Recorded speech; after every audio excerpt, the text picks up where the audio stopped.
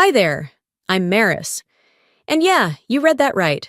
My sister's birthday party was booked at my hotel, without my permission. She strutted in with her fiancé's family like she owned the place, then looked me in the eye and told the staff to kick that homeless woman out. That homeless woman was me. But that wasn't even the worst part. The worst part was, my entire family knew. They planned it. They expected me to pay for it, in silence. The second I stepped onto the porch of my parents' house in New Orleans, that familiar ache pressed down on my chest, like my lungs knew to brace before my heart caught up. It was early June, humid, with the smell of jasmine and crawfish hanging in the air. I hadn't been home in nearly 5 months, not because I was too busy, but because I knew exactly how this would go. My mother greeted me with that smile, the one that didn't quite reach her eyes. "Maris, honey, look at you. Still wearing black, huh?" she chirped, kissing the air near my cheek. "You know, a little color wouldn't kill you." I forced a laugh. "Hi, Mom." Dad was already at the dinner table, half done with his lasagna, eyes glued to his plate like it might solve world hunger if he stared long enough. And then there was Seren. She was lounging on the love seat like she was posing for a photo shoot, draped in a designer dress I'm sure she didn't pay for. Her lips curled into that smug half-smile I'd grown up hating. "Well, well," she said, standing. "New Orleans' favorite mystery woman returns. Did you finally finish alphabetizing your spreadsheets?" I didn't bite. I just nodded and took a seat across from her. The table was set with our mother's best china, which only came out for holidays, interventions, or announcements. That should have been my first clue. Dinner started stiff. Mom complimented the weather, Dad mentioned traffic, and Seren posted a selfie mid-meal, her phone angled to avoid capturing my face. I should have walked out right then. Instead, I took a bite of bread and tried to convince myself this was just dinner. Then Seren stood up. "I have something exciting to share," she beamed, lifting her glass. "My 33rd is around the corner, and it's gonna be iconic, like Kardashian-level iconic." I kept chewing. "I've found the perfect rooftop in the warehouse district.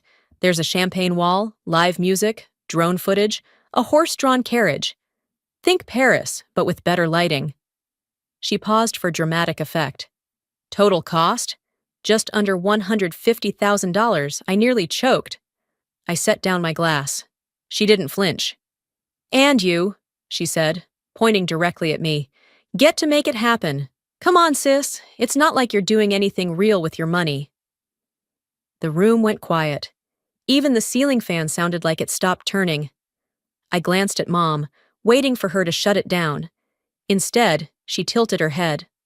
"Sweetheart, it really would mean a lot to your sister. You've been so blessed lately. Isn't it time to give back a little?" Dad kept chewing. Didn't look up, didn't say a word. That's when it hit me. I wasn't family. I was funding. I tried to swallow my rising anger, but it tasted like betrayal. I excused myself from the table before I said something I'd regret. Again. Back at my place, I sat at the kitchen island with a glass of wine and tried to scrub the night from my memory. My phone buzzed. It was Ina, my operations manager, and only person in my life with a working bullshit radar. "Check Seren's Instagram story." I opened it. She'd posted a reel, split screen. On one side, her sipping champagne with her event planner. On the other, a video of my car pulling into my driveway, windows down, paint a little faded. The caption? "When your rich sister lives like she's in witness protection." The comments were already piling up. At least she's not pretending to be someone she's not. "That house screams anxiety." LMF, she drives that? I stared at the screen. My jaw clenched so tight I thought my molars would crack. I wanted to scream. I wanted to tell every single commenter exactly what I'd built, what I owned, how I paid for it all with my own 2 hands. But I didn't. I just stared. She thinks this is over a birthday party. She has no idea what she just started. 2 days passed. I didn't return a single call, didn't answer any texts from my family. Ina offered to take my phone and throw it in the Mississippi, and honestly, I was tempted. Instead, I turned off notifications and drowned myself in zoning permits and spreadsheets. My hands worked, but my chest was tight the whole time. The video was still up, still getting likes, still being reshared by people who didn't even know me, people who found it hilarious that I drove a 10-year-old car and didn't flaunt my money like I stole it. "She's not going to stop," Ina said, tapping her fingers on the conference table. "I know," I said, "but she's not the one I'm worried about." She raised an eyebrow, but I didn't explain. I'd seen this coming in pieces, like slow leaks under drywall. But now the wall had cracked, and behind it, the rot was spreading. That afternoon, I was reviewing contracts when I saw a familiar figure through the frosted glass of my office door. My stomach dropped. My mother didn't make appointments. She breezed in like she owned the place, arms full. "I thought I'd stop by," she said, placing a Tupperware of banana bread on my desk. "Still no receptionist? You really ought to make this space more welcoming." I forced a smile. "Hey, Mom." She sat down like she'd been invited. "You're working too hard. You always do, just like your father. Though he was never great with money. You get that from me." I stayed silent. I could feel Ina's eyes on me through the glass, but I didn't call her in. Then Celeste reached into her handbag and pulled out a cream-colored envelope. "I brought something for you to look at," she said lightly, like it was a recipe or a Christmas card. I opened it slowly, expecting nothing. Maybe a thank you note for showing up to dinner. Instead, it was a printout, a budget breakdown. At the top, Saran's 33rd Dream Event. Halfway down, underlined in pink highlighter, venue contribution. Maris Calder, $150,000. Confirmed? My throat went dry. "Confirmed?" I said, my voice sharp before I could stop it. "Who confirmed this?" Celeste's smile didn't budge. "Sweetheart, let's not make this harder than it needs to be. You know Saran doesn't have the kind of money this takes. And your father and I, well, we're on a fixed income now. She's your sister." I set the envelope down like it was laced with something toxic. She humiliated me online. She was being playful. She mocked my life. She's going through a phase. I stared at her. "You're really asking me to foot the bill for the person who just used me as punchline fodder for her followers?" "I'm not asking," she said calmly. "I'm showing you the plan. You've always been the responsible one. This is just what's expected." There it was again. That word. Expected, not requested, not discussed, just decided. I picked up the Tupperware, handed it back. "Thanks for the bread," I said flatly. She looked wounded, like I'd slapped her. "Don't be like this, Maris. You're making it so dramatic." "I think you've confused the definition of that word," I said. She stood up, smoothing her blouse like she'd just closed a deal. "Let me know if you want me to send over the planner's info. You're going to love her. Very boutique." Then she walked out, leaving the scent of her perfume and that damn envelope behind. I didn't tear it up. I didn't scream. I walked to the window, stared at the street below, and let my jaw lock itself into place. They didn't even ask. They just assumed I'd pay for silence. I stood there longer than I realized, frozen in front of the window, watching nothing. The sun was setting, but I didn't notice until the light was gone. Eventually, I turned off the lights, walked through the quiet house, and landed in the kitchen. The banana bread was still on the counter, wrapped in cellophane like it was some kind of peace offering. I stared at it like it might move or speak. My mother baked that same recipe when I got sick as a child. I used to think it meant love. Now, it felt like a warning label wrapped in sugar. I poured a glass of wine, opened my laptop, and tried to focus on something that wasn't them. Lease renewals, property maintenance notes, payroll, anything. But my hands didn't move. My eyes just stared at the glowing screen until the letters blurred. That's when the memory hit. I was 10. Hospital bed. White sheets, too thin. Machines blinking softly beside me. The beeping was constant. I'd caught some virus that kept me there for over a week, and Mom didn't leave my side. She stayed curled up in that stiff recliner, wrapped in her coat, breathing shallow. "You're the reason I'm strong," she whispered one night, stroking my hair. "You saved me from myself, Maris." I remember blinking at her, scared and small. The next night, I overheard her on the phone with Dad, furious that he hadn't brought the right insurance forms. "We gave up everything for her," she snapped. "I quit my job, Martin. You're working night shifts like a damn mule. I don't care what it takes. We're not leaving her in some god-awful facility." And then, after she hung up, she looked at me and smiled again, like none of it happened. "We gave up so much for you, sweetheart. Just promise you'll never forget that, okay?" I was 10, and I nodded. Back then, I thought it was love, devotion. I had no idea it was a trade agreement. My chest ached as I sat back in the present. My adult self, alone in a quiet kitchen, with a freezer full of frozen dinners, and no one asking how I felt, just what I could give. They never ask, they expect. And if you say no, they remind you what they've done for you. Guilt was always the invoice they sent when I didn't comply. I started remembering all the other times. College tuition meetings where I was expected to understand that Seren's creative path meant she'd bounce between majors while I worked nights. Holidays where my gifts were met with, "Wow, not bad for someone with no husband." Every sacrifice was supposed to come with a thank you note. Except mine. I opened a draft email I'd started to my mother earlier. Something soft, something diplomatic. "I appreciate you coming by. I just wish things were handled more openly." I deleted the whole thing in one stroke. Then I walked to the freezer, opened it, and slid the banana bread inside, right between the frozen peas and an old bottle of vodka. I closed the door without blinking. "I'm not your debt to collect," I whispered. "I'm not your redemption story." I didn't cry. I didn't smile either. But for the first time in a long time, I felt something solid under my feet. I used to think being needed meant being loved. Now I'm not so sure. The next morning, I was back at my desk downtown, early as usual, before the coffee shop across the street even turned on its lights. I hadn't slept much, but I didn't feel tired. I felt sharp. Like my body had decided it was done wasting energy on emotions and was ready to move in straight lines only. My inbox was full of the usual: client inquiries, floral vendor confirmations, inquiries for fall weddings, but none of it really held my attention.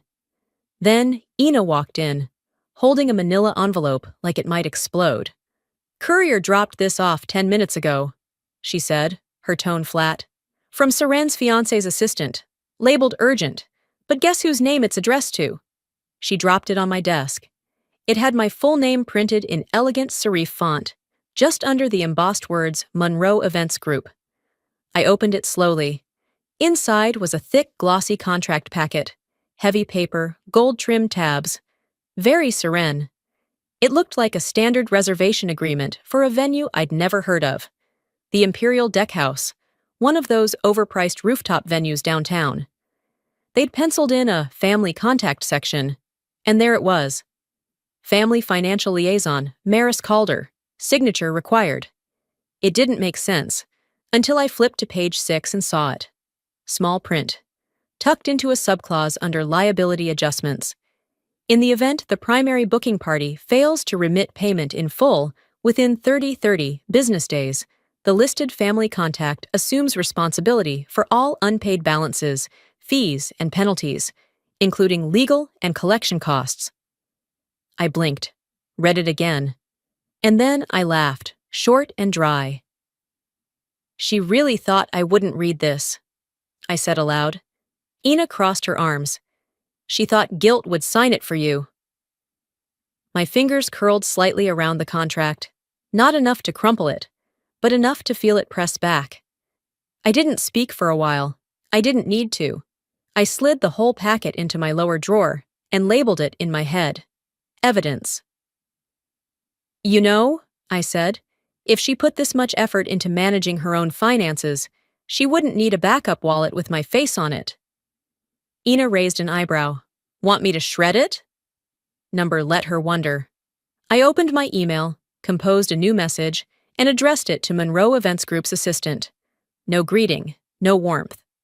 Subject, contract request. Body, we do not process documents submitted through emotional channels. All future communications must be routed through our legal department. Unsolicited contracts will not be acknowledged. M. Calder. I hit send. Then I opened my calendar, scrolled to next week, and created a new recurring event. Title: Monitor Financial Setups. Family, I stared at the screen for a moment longer, then whispered to myself, that's the last time they catch me off guard. This wasn't heartbreak. It wasn't betrayal. Not anymore. This was business. And in business, I don't scream. I won't scream. I'll build a wall so high, they'll feel it in their bones. Saturday mornings at Somerset used to be my calm. Quiet walkthroughs, clipboard in hand, checking the linens, lighting, and flower deliveries, like a conductor tuning an orchestra before the guests arrived. But this morning, as I moved through the marble foyer, I felt it. A current in the air. Something was off. Ina trailed behind me with her tablet, double-checking the system updates. She paused near the mirrored hallway and squinted at the screen. Did you approve the white gardenias for next weekend's VIP? She asked. No, I replied. I haven't touched next weekend's calendar. Her eyebrows pulled together. Well, someone did. The request is in, along with ice sculptures, imported candles from Provence, and a special sound permit for live music. I walked over, scanned the entry. Client name, SC3 initials, that instantly tightened something in my chest. She wouldn't, I said, more to myself than her. Ina tilted her head. She might. We headed straight to the booking records in the back office. I logged in, bypassed the third-party event manager system, and there it was. Somerset Grand Lux package, booked via external agency. Date, Serene's birthday weekend. No phone call, no email, no heads up. She booked my venue like it was a hotel room, like I was a stranger. She's trying to force your hand, Ina said quietly. If the party's already moving forward, you'll look petty canceling it. It was smart. Desperate, but smart. I didn't speak. I opened the security camera archive from the evening before, and there she was. Serene. In heels far too high for cobblestone, strutting across my ballroom like it was her stage. Laughing, gesturing, talking animatedly to a wedding planner I didn't recognize. Her hands flailed dramatically as she pointed toward the terrace, spinning in a full circle to show off the vibe. She's acting like she already owns the damn place, Ina muttered. I leaned back in my chair, crossed my arms. My eyes didn't leave the screen. She thinks I won't touch her in public. Ina stayed silent, knowing better than to interrupt that kind of stillness. She thought this was a game of social image, optics, and passive-aggressive elegance. But she was playing in my backyard now, and in my backyard, the rules were different. Don't cancel anything, I said finally. Not yet. Ina gave me a long look. You're letting her go through with it? I'm letting her bury herself. I opened a blank folder on my desktop. SC, unauthorized booking, then a subfolder, communications, document everything. She wants this party to be her crowning moment, I said, eyes narrowing. Let's make sure she earns every inch of it. Ina smirked. You want a paper trail? I want a mountain. We walked back out to the foyer. Staff were setting up for a bridal brunch, unaware of the war quietly unfolding behind the scenes. This was no longer about candles or contracts. This wasn't about a birthday. This was about who owns the name on the gate. It was a Wednesday afternoon. I was working from my home office, windows cracked open just enough to let in the scent of gardenia from the front yard. For once, I'd found rhythm again, sorting contracts, editing floor plans, sipping my second coffee in relative silence. Then my phone buzzed. Ina, you might want to check ballroom camera 3. It's happening. I didn't ask what she meant. I clicked into the live surveillance feed without hesitation. Somerset's ballroom flickered onto my screen, crystal chandeliers gleaming, gold-trimmed sconces casting soft light. And then I saw her. Serene. Storming across the floor in 5-inch stilettos, already mid-rant. "This is the color scheme? Are you serious right now? This looks like a middle school prom." She waved her arms at the decorator, who stood frozen next to a half-finished centerpiece. The florist beside her winced as Seren tore a rose from the arrangement and flung it to the floor. "You call this luxury? This is depressing. My followers are going to drag me for this." A young staffer walked by, arms full of linens. Serene snapped her fingers. Hey, linen girl, that's not the fabric I ordered. I swear, is anyone here literate?" The girl paused, startled. English clearly wasn't her first language. She gave a timid smile and kept walking. Seren rolled her eyes. "Unbelievable. You let amateurs run this place?" And then she did it. She grabbed a clipboard from the table, scanned it, and slammed it down hard enough that it flew off and clattered onto the marble floor. I didn't flinch. I didn't even blink. I just watched. That's when Ina stepped into frame, calm, spine straight, expression unreadable. "This is a private venue under contract," she said clearly, her voice cutting through the chaos like a blade. "Our team deserves to be treated with professional respect." Seren turned slowly, her eyes scanning Ina like she was a bug on a windshield. "Oh, please. Spare me the lecture. Do you even know who I am?" Ina didn't hesitate. "Do you?" For a beat, the room went still. Seren scoffed and turned away, muttering something about ungrateful staff and having my lawyer on speed dial. But I wasn't listening to her anymore. I'd heard all I needed. I leaned back in my chair, watching the final seconds of the footage as Seren stormed out of frame.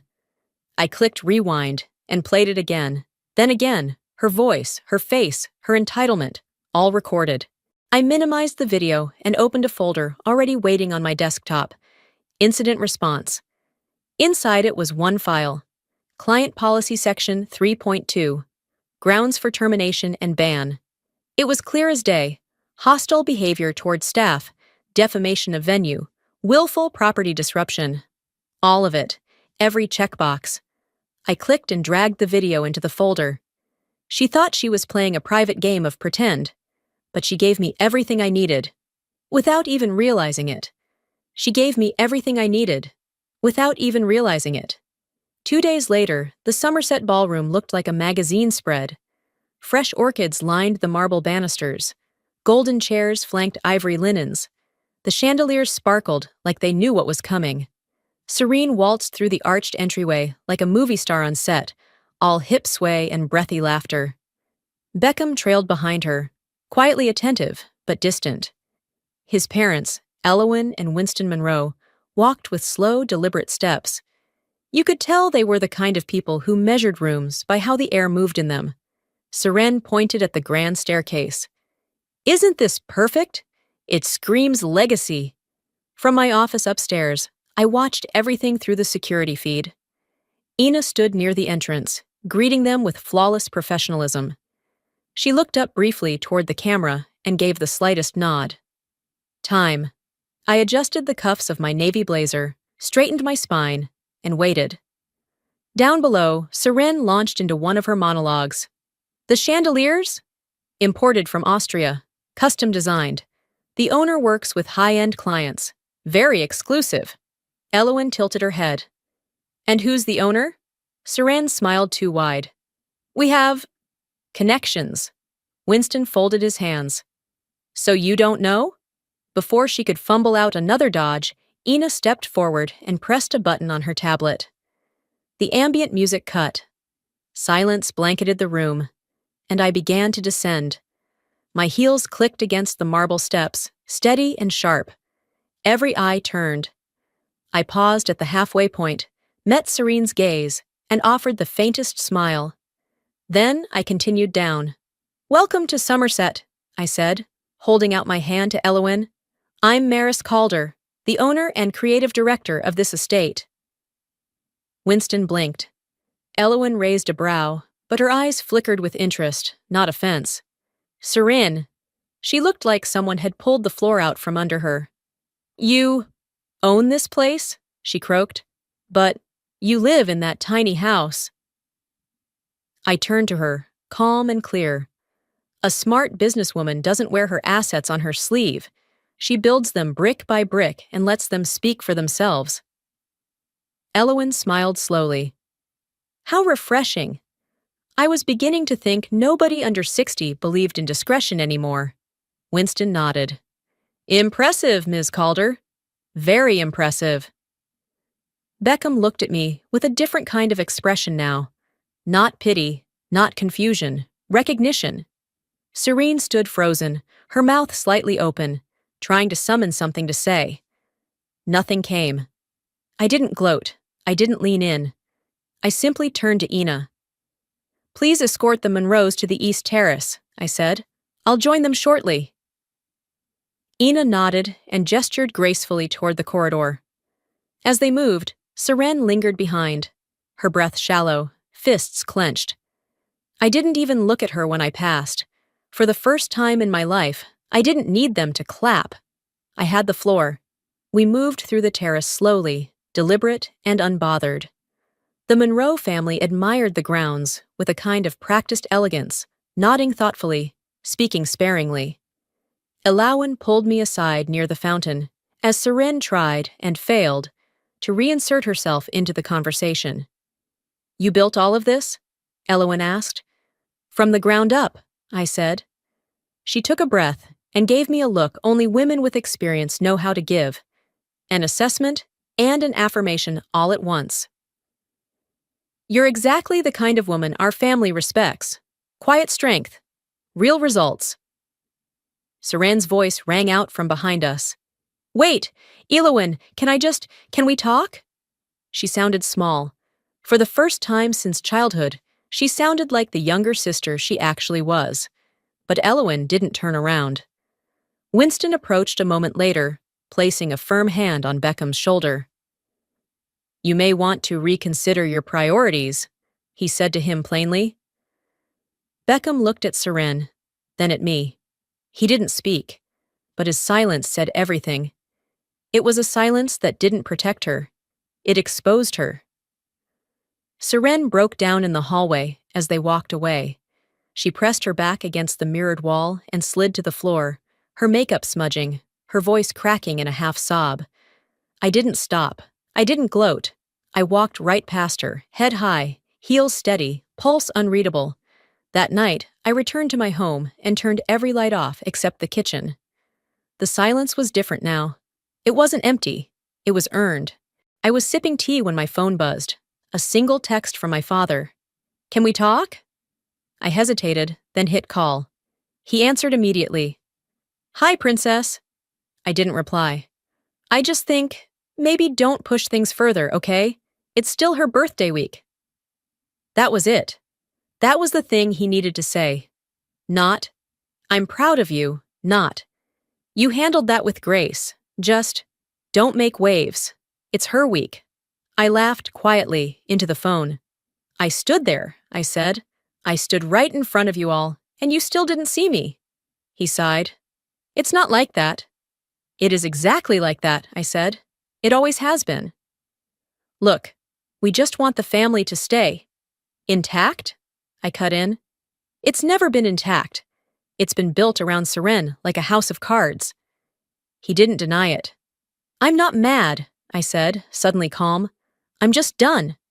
He paused. You don't mean that. I do. I hung up. Then I slid the phone into the drawer beside my sink and closed it gently. Outside, the lights of New Orleans blinked against the darkness.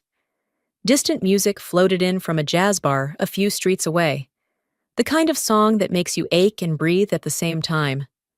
I watched it all, not waiting for someone to show up, not hoping someone would call back, just breathing. I didn't lose my family. I just stopped asking them to show up. 2 weeks passed, no headlines, no apology tour, just quiet. The kind of quiet that didn't echo. It settled. I was sitting at my kitchen table, sorting contracts and sipping lukewarm coffee when I noticed the email. Subject line: I'm sorry. From Martin Calder. I clicked it before I could talk myself out of it. You were right. I should have stood up. I'm sorry. Dad. That was it. No buts. No passive-aggressive deflection.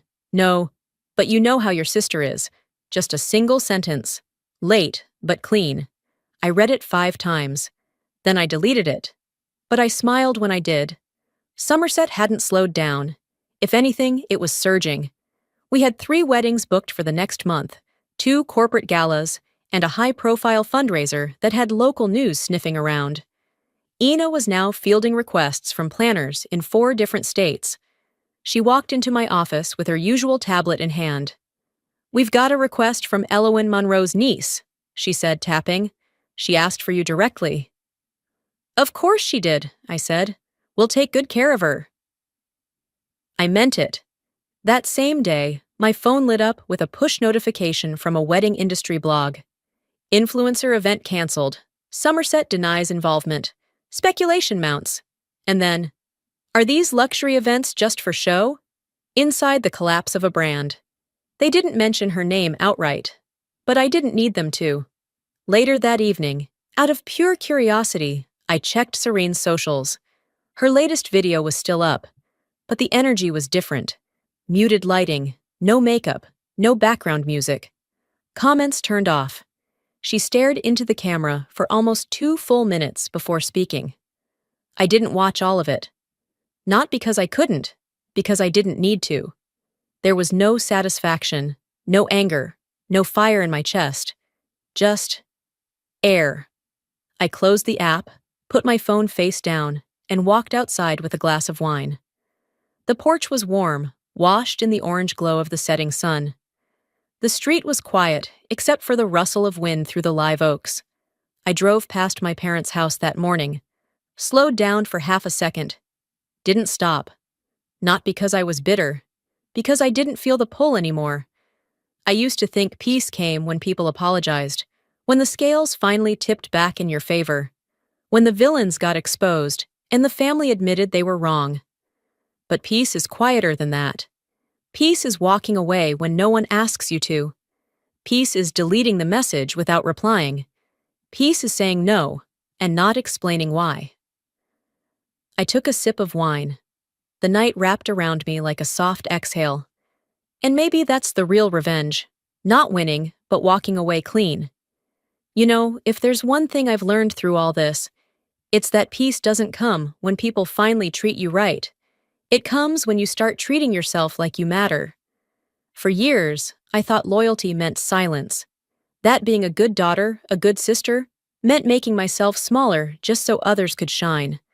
But the truth is, shrinking never saved anyone. You can love your family and still draw a line. You can walk away without hating them. And you can stop chasing validation from people who never bothered to look at you clearly. I didn't win by being louder. I won by finally listening to myself. So let me ask you something. Have you ever felt invisible in your own story? Have you ever carried guilt that was never yours to begin with? Tell me in the comments. I want to hear your truth. And hey, if this story hit home for you, type 1, or let me know where you're watching from. If you didn't connect with it, that's okay too. Drop a comment and tell me why. Was it the message, the pace, the ending? This channel is all about real stories for real people. So if you want more honest, emotional storytelling like this, don't forget to subscribe. You never know. The next story might be the one that finally puts your feelings into words. Thanks for spending your time here. See you in the next one.